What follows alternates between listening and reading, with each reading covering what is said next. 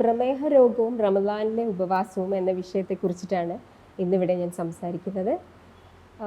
കേരളം ഒരു പ്രമേഹത്തിൻ്റെ ഒരു തലസ്ഥാനമായിട്ട് മാറിക്കൊണ്ടിരിക്കുന്നത് നമുക്ക് എല്ലാവർക്കും അറിയുന്ന കാര്യമാണ്. അപ്പം പരിശുദ്ധ റമദാൻ മാസത്തെ നാം ഇരുകൈയും നീട്ടി സ്വീകരിച്ചിട്ടുണ്ട്. പല ഇസ്ലാം മതവിശ്വാസികളായ പ്രമേഹ രോഗികളും ഡോക്ടർ എന്നുള്ള നിലയ്ക്ക് ചോദിക്കാറുണ്ട്, എന്താണ് നോമ്പെടുത്താൽ? എൻ്റെ ഡോക്ടർ പറഞ്ഞു നോമ്പെടുക്കാൻ പാടില്ല എന്ന്. അതിനെന്താണ് ഇത്ര ആരോഗ്യ പ്രശ്നം? വിശ്വാസം അതല്ലേ എല്ലാം എന്നുള്ള രീതിയിലുള്ള അഭിപ്രായങ്ങളൊക്കെ പറയാറുണ്ട്. 140 മില്യൺ ജനസംഖ്യയുണ്ട് മുസ്ലിം മതവിശ്വാസികൾ ലോകമെമ്പാടും. അതിൽ തന്നെ 50 മില്യൺ പ്രമേഹ രോഗമുള്ള മുസ്ലിങ്ങൾ നോമ്പെടുക്കുന്നതായി കണക്കുകൾ കാണിക്കുന്നു. അപ്പോൾ അങ്ങനെയുള്ള ഒരു അവസ്ഥയിൽ വളരെയേറെ മുസ്ലിങ്ങൾ നോമ്പെടുക്കുന്നതായിട്ടാണ് നാം മനസ്സിലാക്കേണ്ടത്. അതുകൊണ്ട് തന്നെ ഈ ചോദ്യം പലപ്പോഴും പ്രസക്തമാണ്. 13 രാജ്യങ്ങളിൽ നടത്തിയ പഠനങ്ങളിൽ കണ്ടെത്തിയത് 67% വ്രതമെടുക്കുന്ന മുസ്ലിങ്ങളും എല്ലാ ദിവസവും പ്രമേഹ രോഗമുള്ളവർ എല്ലാ ദിവസവും നോമ്പെടുക്കുന്നുണ്ട് എന്നുള്ളതാണ്. അപ്പോൾ ഇതൊക്കെ കേട്ടാൽ ഇത് ആരോഗ്യപരമായി യാതൊരു പ്രശ്നവും ഇല്ലാത്ത ഒരവസ്ഥയാണെന്നും ഡോക്ടർമാർ ഇതെല്ലാം പ്രോത്സാഹിപ്പിക്കും എന്നായിരിക്കാം നമ്മുടെ ധാരണ.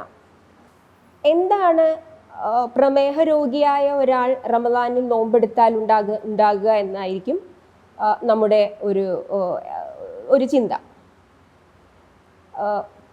അതിനാൽ നമ്മുടെ ഇസ്ലാം മതത്തിലെ നോമ്പിൻ്റെ ഒരു ഘടന പരിശോധിച്ചാൽ മതി.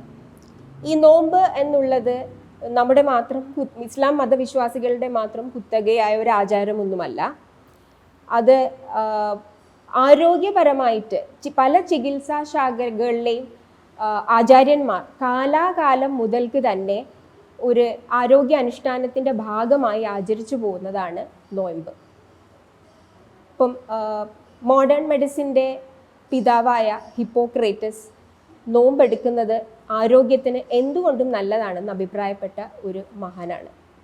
അതുപോലെ തന്നെ ആയുർവേദ ആചാര്യന്മാരായിക്കോട്ടെ ഉപവാസം കൊണ്ടുണ്ടാകുന്ന മാനസികവും ശാരീരികവുമായ എല്ലാ ഗുണങ്ങളെ പറ്റിയും പ്രതിപാദിച്ചിട്ടുണ്ട്. ഇനി മതപരമായ ഒരു ആചാരമായി എടുത്താൽ ഇത് ഇസ്ലാം മതത്തിന് മാത്രമുള്ള ഒരു ആചാരവുമല്ല. സെമിറ്റിക് മതങ്ങളായ ജൂതമതം, അതുപോലെ തന്നെ ക്രിസ്ത്യൻ സഹോദരന്മാർ ഇവരെല്ലാവരും നോമ്പ് അനുഷ്ഠിക്കുന്നുണ്ട്. ഇനി ഹിന്ദു മതവിശ്വാസികളായ സഹോദരന്മാരും നോമ്പ് അനുഷ്ഠിക്കാറുണ്ട്. പക്ഷേ ഇസ്ലാം മതത്തിലെ നോമ്പിന് ഇതിൽ നിന്നെല്ലാം വിഭിന്നമായിട്ട് വേണമെങ്കിൽ നമുക്ക് ജൂത സഹോദരന്മാരുടെ നോമ്പുമായിട്ട് ഏകദേശം താരതമ്യപ്പെടുത്താം. നമുക്ക് ഈ നോമ്പിന് ഒരു പ്രത്യേകത ഉള്ളത് എന്താണെന്ന് വെച്ചാൽ, രാവിലെ ഒരു 4:45 നോമ്പ് തുടങ്ങിക്കഴിഞ്ഞാൽ പിന്നെ 6:45, ഇപ്പോഴത്തെ സമയത്തിൻ്റെ ഒരു കണക്ക് വെച്ച് നോക്കിയാൽ 6:45 നോമ്പ് തുറക്കുന്ന സമയം.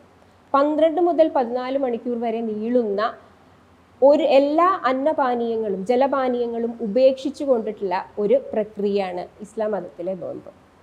അപ്പോൾ ഒരു പ്രമേഹ രോഗി അങ്ങനെ ഒരു നോമ്പ് എടുത്തു എന്നിരിക്കട്ടെ, പ്രമേഹ രോഗികൾക്ക് സാധാരണയായിട്ട് നന്നായിട്ട് ദാഹം അനുഭവപ്പെട്ടേക്കാം, നിർജ്ജലീകരണം ഉണ്ടാകാം. ഇനി അക്കൂട്ടത്തിൽ തന്നെ മറ്റസുഖങ്ങളായ ഹൈപ്പർ ടെൻഷൻ അല്ലെങ്കിൽ രക്താതിസമ്മർദ്ദം, അതുപോലെ തന്നെ പക്ഷാഘാതം അല്ലെങ്കിൽ ഹൃദയാഘാതം ഒക്കെയുള്ള ഒരു രോഗിയാണെങ്കിൽ ഇത് കൂനിന്മേൽ കുരു എന്നുള്ള രീതിയിൽ ഈ അസുഖങ്ങളും ഉപവാസവും കൂടി ചിലപ്പോൾ ഉണ്ടാക്കാൻ പോകുന്ന പ്രത്യാഘാതങ്ങൾ എന്താണെന്ന് നമുക്ക് പറയാൻ സാധിക്കില്ല. അപ്പം ഈ ഒരു അവസ്ഥയിലാണ് ഇന്നിവിടെ ഇതിൻ്റെ ഈ ഒരു വിഷയത്തിൻ്റെ ഒരു പ്രസക്തി.